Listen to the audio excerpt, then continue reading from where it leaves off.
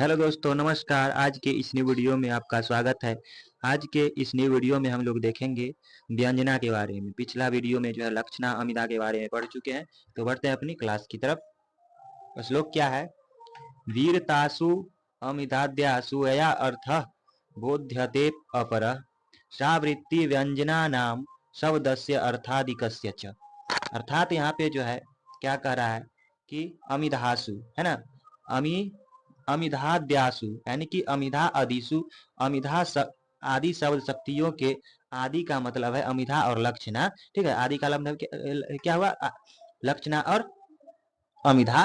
वीरतासु है ना, वीरतासु अर्थात जब वे रुक जाती है, शांत हो जाती है या अपना काम करना बंद कर देती है।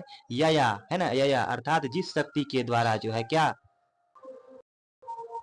जिस शक्ति के द्वारा अपरः अर्थ कोई दूसरा अर्थ जो है बोध्यते समझाया जाता है या ज्ञान कराया जाता है। सा वृत्ति व्यंजना नमः शब्दस्य अर्थादिकस्य च अर्थात वह शक्ति या व्यापार व्यंजना नाम से आसानी से जाना यानी कि जानी जाती है, जो शब्द में भी होती है और उसके अर्थ में भी। ये जो है यहाँ पे सीधा सीधा क्या कह रहा है कि यह श्लोक बताता है कि व्यंजना एक ऐसी शक्ति है जो तब काम करती है जब शब्द की पहली दो मुख्य शक्ति अमिधा और लक्षणा काम करना बंद कर देती है। ठीक है, इसको हम उदाहरण के माध्यम से समझेंगे।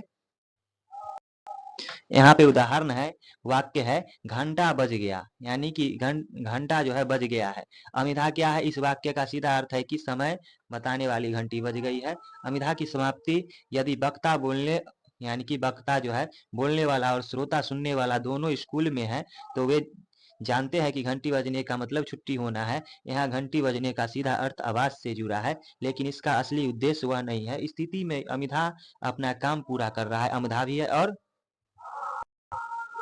लक्षणा जो है इस वाक्य में कोई लक्षण नहीं है, क्योंकि घंटा और बजने के बीच कोई विरोध यानी कि यहाँ संगति नहीं है, इसका कोई लक्षणा नहीं है। और अमिधा भी जो है यहाँ पे अमिधा की समाप्ति हो चुका है, यानी कि वक्ता बोलने और श्रोता सुनने वाला जो है दोनों स्कूल में है तो वे जानते हैं कि घंटी बजने का मतलब छुट्टी होना है। यहाँ घंटी बजने का सीधा अर्थ जो है आवाज से जुड़ा है, लेकिन इसका असली उद्देश्य वह नहीं है। ठीक है, इसका असली उद्देश्य वह नहीं है।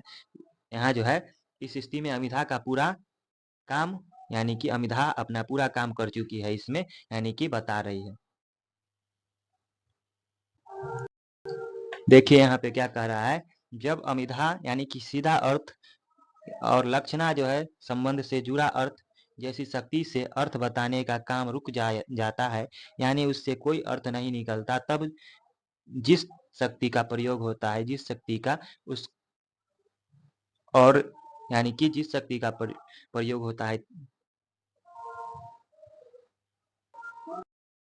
उसे व्यंजना कहेंगे। ठीक है, यह शब्द शक्ति जो है, यह शब्द शक्ति और उसके अर्थ दोनों में होती है। उदाहरण एक और देख लेते हैं। यहाँ पे सूर्य अस्त हो गया है, अमिधा से अर्थ है कि सूर्य डूबना। ठीक है, इसका सीधा और मुख्य अर्थ है। और लक्षणा यानी कि इस वाक्य में कोई लक्षणा नहीं है, क्योंकि सूर्य का अस्त होना एक सामान्य क्रिया है। व्यंजना अर्थ है इस वाक्य को बोलने से और सुनने से, यानी कि उसके आधार पर इसके कई अर्थ हो सकते हैं। यानी कि यहाँ पे जो अमिधा तो पूरा काम करेगा, लेकिन लक्षणा पूरा कोई काम नहीं करेगा। ठीक है, व्यंजना में। ठीक है, यानी कि लक्षणा काम कर रहा है कि सूर्य डूब गया, इसका सीधा और मुख्य अर्थ निकल रहा है, लेकिन यहाँ पे लक्षणा कोई नहीं है। लक्षणा इस वाक्य में है लक्षणा, क्योंकि सूर्य का अस्त होना एक सामान्य प्रक्रिया है, इसमें कोई लक्षणा नहीं है। लेकिन इसी में जो है ये सूर्य अस्त हो गया है, तो इसका अर्थ बहुत सारा है। जैसे कि अब काम बंद कर दो, यदि मजदूर से कहा जा रहा हो, ठीक है, संध्या हो गया है यानी कि सूर्य डूब गया है, अब गौशाला में गाय को ले चलो, यदि यदि चरवाहे से कहा जा रहा है अब दिया जला दो, यानी कि शाम हो गया है, सब समझ जाएगा कि सूर्य अस्त हो गया, तो ये सब काम करना पड़ेगा। ठीक, यानी कि काम करना होगा। ठीक है, अब पढ़ाई बंद करो, सोने की तैयारी करो, यदि बच्चे से कहा जाए। ठीक है, तो यहाँ पे जो है अमिधा तो सीधा समझ में आएगा कि सूर्य डूब गया, इसमें अमिधा पता चल रहा है, लेकिन जो है लक्षणा नहीं रहेगा। ठीक है, अगला श्लोक है, अमिधा लक्षणा मूला शब्दस्य व्यंजना द्विधा। अर्थात ये जो है बोल रहे हैं, क्या बोल रहे हैं कि शब्दस्य व्यंजना, यानी कि शब्दस्य व्यंजना, यहाँ पे शब्द की व्यंजना शक्ति द्विधा, दो प्रकार की होती है। शब्द की व्यंजना शक्ति कितनी प्रकार की होती है? शब्द की व्यंजना शक्ति कितनी प्रकार की? दो प्रकार की। तो अमिधा लक्षणा मूला, अमिधा लक्षणा मूला होता है, अमिधा पर आधारित और लक्षणा पर आधारित जो है होता है, ठीक है। यानी कि तो क्या बोला जा रहा है कि शब्द की व्यंजना शक्ति दो प्रकार की होती है, अमिधा पर आधारित और लक्षणा पर आधारित, ठीक है। अर्थ यहाँ पे दिया गया है, व्यंजना शक्ति दो प्रकार की होती है, अधिमूला व्यंजना और लक्ष्मूल यानी कि लक्षणामूला व्यंजना, ठीक है। इस श्लोक का जो है यहाँ पे दिया गया व्याख्या, व्यंजना के दो मुख्य भेद होते हैं, ठीक है, और उसके आधार पर जो है ये जो है व्यंजना शक्ति का काम तब शुरू होता है जब अमिधा और लक्षणा अपना काम पूरा कर चुकी होती है। जिस शक्ति के आधार पर व्यंग्यार्थ निकलता है उसी के नाम पर व्यंजना का भेद होता है। अब देखिए यहाँ पे अधिमूला व्यंजना दिया गया है, जब किसी शब्द की अमिधा यानी कि मुख्य अर्थ पहले से निश्चित हो जाता है और उसी मुख्य अर्थ से कोई नया अर्थ प्रकट होता है तब उसे अधिमूला व्यंजना कहते हैं। यानी कि पहला वाला अर्थ जो है से खत्म हो जाएगा, यानी कि निश्चित, यानी कि मुख्य अर्थ पहले से निश्चित हो जाता है, मुख्य अर्थ जो है क्या होगा, पहले से निश्चित रहेगा, ठीक है, और उसी में एगो और अर्थ आ जाएगा, ठीक है। यह आमतौर पर अनेकार्थक शब्दों में पाई जाती है। उदाहरण यहाँ पर देखिए, भगवान का प्रसाद लीजिए, यहाँ जो है अमिधा इस वाक्य का सीधा अर्थ है कि आप भगवान का प्रसाद चढ़ाया हुआ जो है ग्रहण कर रहे हैं, व्यंजना है। लेकिन यदि कोई मित्र किसी दूसरे मित्र के घर जाता है और वह बिना बताए कहता है मैं जा रहा हूँ, तब घर का मालिक कहता है अरे भगवान का प्रसाद लीजिए, ठीक है, तो यहाँ पे जुट गया ना इतना सारा शब्द। यहाँ जो है प्रसाद का अर्थ भगवान का प्रसाद नहीं बल्कि यह लीजिए और फिर जाइए, यानी कि हो गया, ठीक है, यह लीजिए और फिर जाइए का भाव प्रकट होता है। इस स्थिति में प्रसाद के मुख्य अर्थ जो है अमिधा के माध्यम से एक व्यंग्यात्मक अर्थ यानी कि जल्दी चले जाओ प्रकट हो गया, ठीक है। अगला है लक्ष्मूला व्यंजना, लक्ष्मूला व्यंजना, जब किसी शब्द का लक्षणा पहले से निश्चित हो जाता हो और उसी लक्षित अर्थ से कोई नया भाव प्रकट होता हो तब उसे लक्ष्मूला व्यंजना कहेंगे। उदाहरण देखिए, गंगायम घोषा, गंगा में बसती है, कौन बसती है गंगा में? तो लक्षणा है यहाँ पे गंगा नदी के प्रवाह में बस्ती होने का यानी कि होना संभव नहीं है, ठीक है। यानी कि गंगायाम घोष अर्थात गंगा में बस्ती है, ठीक है। लक्षणा में क्या बताया जा रहा है? गंगा नदी के प्रवाह में बस्ती होना संभव नहीं है, इसीलिए लक्षणा शक्ति से इसका अर्थ है गंगा के किनारे जो है क्या है, घर है। और व्यंजना यहाँ पे देखेंगे तो ये जो है बता रहा है कि अब इस लक्षित अर्थ यानी कि इसका लक्षित अर्थ क्या है, गंगा के किनारे से एक और भाव प्रकट होता है कि वह बस्ती अत्यंत पवित्र है या वह बस्ती बहुत शांत है या अतिरिक्त भाव लक्ष्मूला व्यंजना के कारण प्रकट हुई है, ठीक है, या प्रकट होता है। अगला श्लोक देखिए, ये जो है द्वितीय उल्लास का जो है 17वां श्लोक है, क्या है?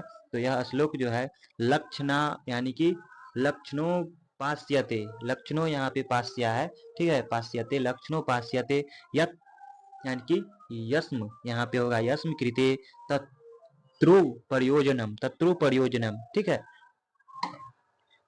यथा प्रत्यायते सा अस्याद्वयंजना लक्षणाश्रया, ठीक है। अर्थात कह रहा है कि इसका मतलब हुआ लक्षणोपास्यायत यस्म कृते तत्रु प्रयोजनम, अर्थात जहाँ लक्षणा से एक विशेष प्रयोजन की प्रतीति होती है, ठीक है, और जिस प्रकार से वह प्रयोजन प्रकट होता है वह लक्ष्मूला व्यंजना कहलाती है। यह जो लक्ष्मूला व्यंजना का यह श्लोक जो है क्या कहता है, लक्ष्मूला व्यंजना को जो है परिभाषित कर रहा है। क्या कह रहा है? तो जहां लक्षणा से एक विशेष प्रयोजन की प्रतीति होती है, जिस प्रकार से वह प्रयोजन प्रकट होता है वह लक्ष्मूला यानी कि व्यंजना कहलाती है। विस्तृत यहाँ पे दिया गया है। यह श्लोक बताता है कि लक्ष्मूला व्यंजना क्या होती है। यह तब उत्पन्न होती है जब किसी वाक्य में लक्षणार्थ, ठीक है, लक्षणार्थ जिसका अर्थ की प्रतीति लक्षणा से होती है, यानी कि लक्षणार्थ के साथ साथ एक विशेष प्रयोजन भी व्यक्त होता है, वह प्रयोजन ही व्यंजना कहलाती है। ठीक है, लक्षणा के साथ साथ एक विशेष प्रयोजन होगा, उसी को लक्षणार्थ कहेंगे। ठीक है, उदाहरण यहाँ पे दिया गया है। उदाहरण क्या है, तो गंगा में घोष है, यानी कि यहाँ अमितार्थ क्या है, अमितार्थ मुख्य, यानी कि अमितार्थ के अनुसार गंगा नदी के जल में क्या है, घर नहीं है, नहीं हो सकता। इसीलिए यहाँ लक्षणा के माध्यम से अर्थ लिया जाता है, गंगा के किनारे घोष यानी कि घर हो सकता है। यहाँ लक्षणा इसलिए प्रयोग किया गया है ताकि एक विशेष प्रयोजन व्यक्त हो सके, जो यह है कि उस बस्ती में पावनता और शीतलता जो है क्या है। ठीक है, यहाँ गंगा के गुण के बारे में यानी कि है बात किया गया है। तो यही बताता है कि क्या बताता है कि लक्ष्मूला व्यंजना क्या होती है। ठीक है, यह तब उत्पन्न होती है जब किसी वाक्य में लक्षणार्थ यानी कि लक्षणार्थ के साथ साथ एक विशेष प्रयोजन, यहाँ पे विशेष प्रयोजन है ना, विशेष प्रयोजन भी यानी कि व्यक्त होता है। विशेष प्रयोजन क्या है, तो यहाँ जो है बतला रहा है, अमिधा में क्या बतला रहा है, गंगा नदी के जल में घर नहीं हो सकता, यानी कि गंगा में घोष है, गंगा नदी के किनारे जल घर हो सकता है, ये अमिधा के अनुसार। और यहाँ लक्षणा के माध्यम से कहा जा रहा है कि गंगा के किनारे घर, यानी कि गंगा के किनारे पर बस्ती है, यानी कि घर है। ठीक है,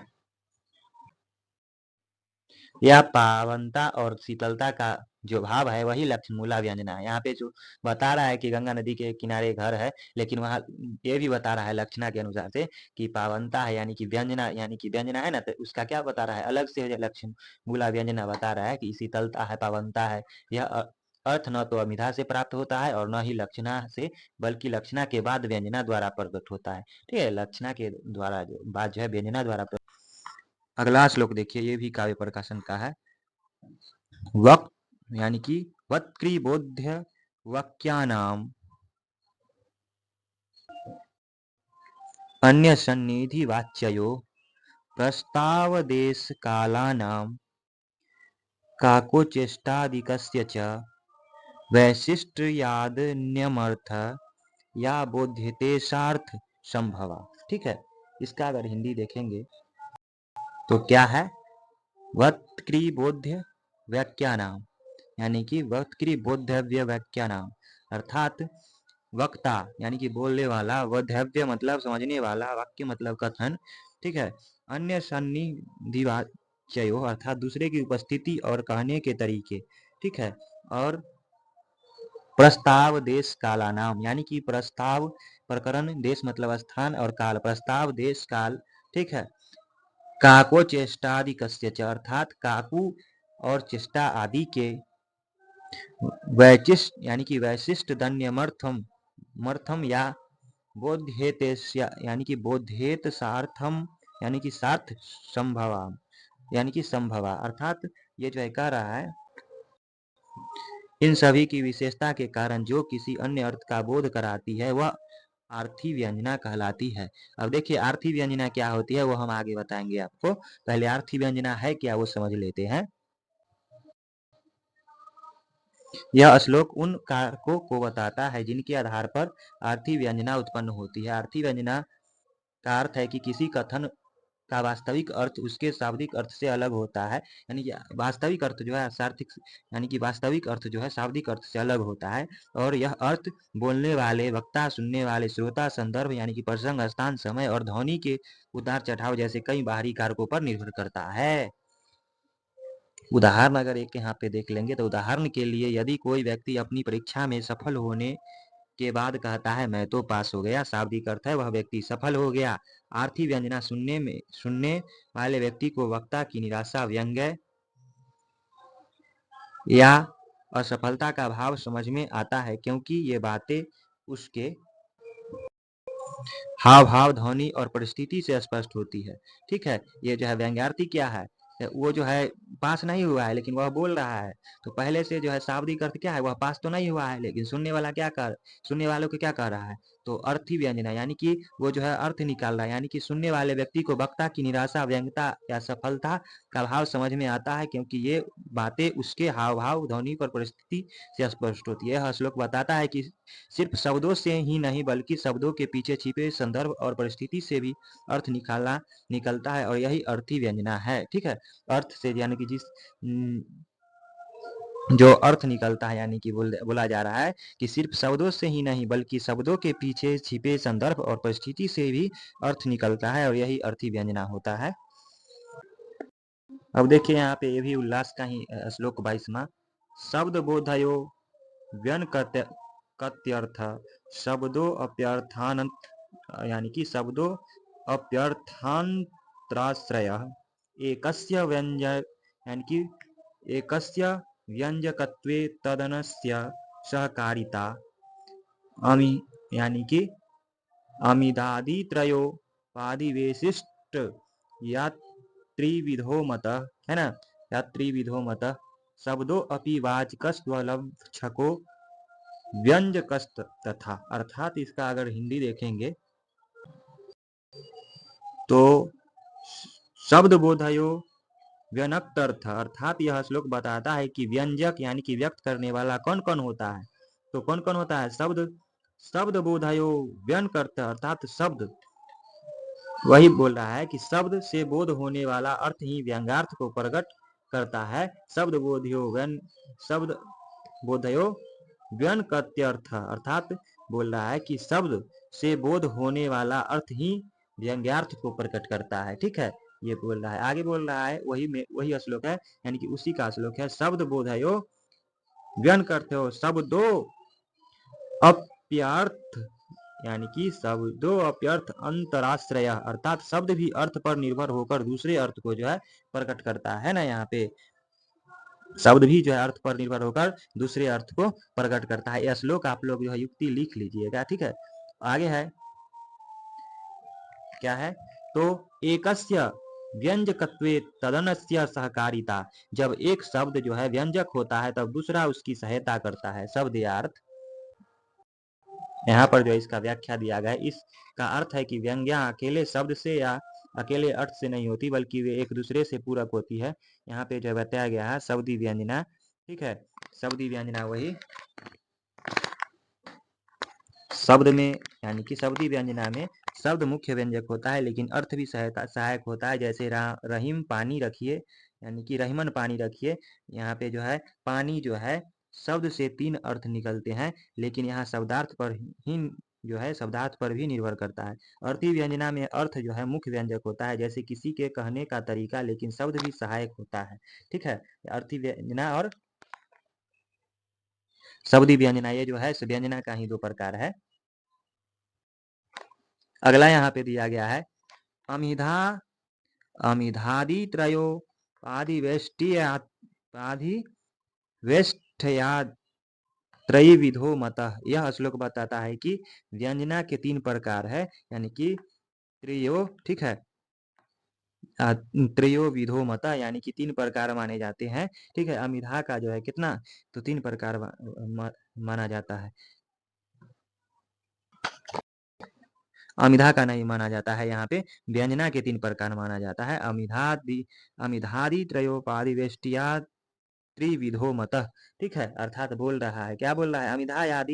अमिधा आदि 3 शक्तियों की विशेषता के कारण व्यंजना 3 प्रकार की मानी जाती है। अमिधा आदि 3 है ना, अमिधा, व्यंजना, लक्षणा। ठीक है, उसी के आधार पर व्यंजना की 3 जो है शक्ति माना जाता है। ठीक है, आगे है शब्दों अपि वाचकस्त द्वलक्षको व्यंजकस्त तथा, अर्थात इसी प्रकार शब्द भी जो है क्या है, इसी प्रकार शब्द भी वाचक यानी कि लक्षक और व्यंजक होता है। बताए हैं पिछला वीडियो में। यहाँ पे जो है उसका व्याख्या दिया गया है पूरा। इस श्लोक में बताया गया है कि पूरा श्लोक में क्या, तो कि जैसे शब्द की 3 शक्ति होती है, अमिधा, लक्षणा, व्यंजना, उसी तरह व्यंजना की इन शक्तियों के आधार पर 3 प्रकार की होती है। व्यंजना भी इन शक्ति के आधार पर क्या होता है? 3 प्रकार की। हालांकि संस्कृत काव्य शास्त्र में व्यंजना के 2 ही मुख्य बताए माने जाते हैं या बताए गए हैं, शब्दी व्यंजना और अर्थी व्यंजना। जब शब्द पर निर्भर करती है तो वह शब्दी व्यंजना, और अर्थी व्यंजना जब व्यंजना अर्थ और संदर्भ पर निर्भर करती है तो अर्थी व्यंजना कहलाती है। ठीक है, यहाँ पर एक दूसरा श्लोक आता है, क्या है? यह भी है 23वां श्लोक उसी का। किसका? तो काव्य प्रकाशन का। तात्पर्याख्याम वृत्तिमाहु पदार्थान्व्यबोधने यानी कि तात्पर्यार्थ तदार्थ च वाक्यम तद्बोधकम परे। अर्थात तात यानी कि तात्पर्याख्याम वृत्तिमाहु पदार्थान्वयबोधने, अर्थात कुछ विद्वानों ने पदार्थों यानी कि पदार्थों के समन्वय को समझने के लिए तात्पर्य यानी कि तत्पर्याख्या वृत्ति यानी कि तात्पर्य नामक वृत्ति को स्वीकार किया है। तात्पर्य यानी कि अगला है तात्पर्यार्थ तदर्थ यानी कि तथर्थम च, है ना? तथर्थम च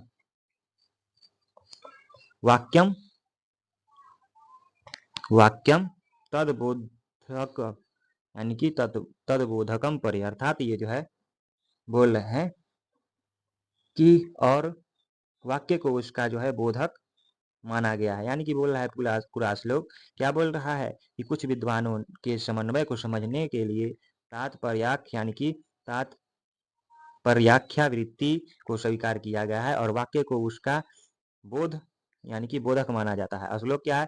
तात्पर्याख्याम वृत्ति माहु पदार्थन्वय बोधने और तात्पर्थम तदर्थम च वाक्य तदो, अर्थात विस्तारित व्याख्या यहाँ पे दिया गया है। यह श्लोक यह बताता है कि मीमांसा और अन्य दर्शन शास्त्रों के कुछ विद्वानों ने तात्पर्य वृत्ति को एक चौथी शब्द शक्ति के रूप में स्वीकार किया है। यह वृत्ति तब काम करती है जब किसी वाक्य में कई शब्द होते हैं और उन शब्द के अलग अलग अर्थों को जोड़कर एक पूर्ण और सार्थक अर्थ निकाला जाता है। उदाहरण के लिए जो है नीचे दिया गया है कि देवदत्त चावल से यानी कि देवदत्त चावल से पकाता है। यहाँ अमिधा से देवदत्त चावल और पकाता है का अलग अलग अर्थ समझ में आता है, लेकिन इन तीनों शब्दों को जोड़कर एक पूर्ण वाक्य का अर्थ समझने के लिए तात्पर्य वृत्ति की आवश्यकता होती है। यह वृत्ति बनाती है कि यानी कि बताती है कि इस शब्द को अंतिम उद्देश्य देवदत्त द्वारा जो है चावल पकाने की प्रक्रिया को व्यक्त किया गया है इस वाक्य में।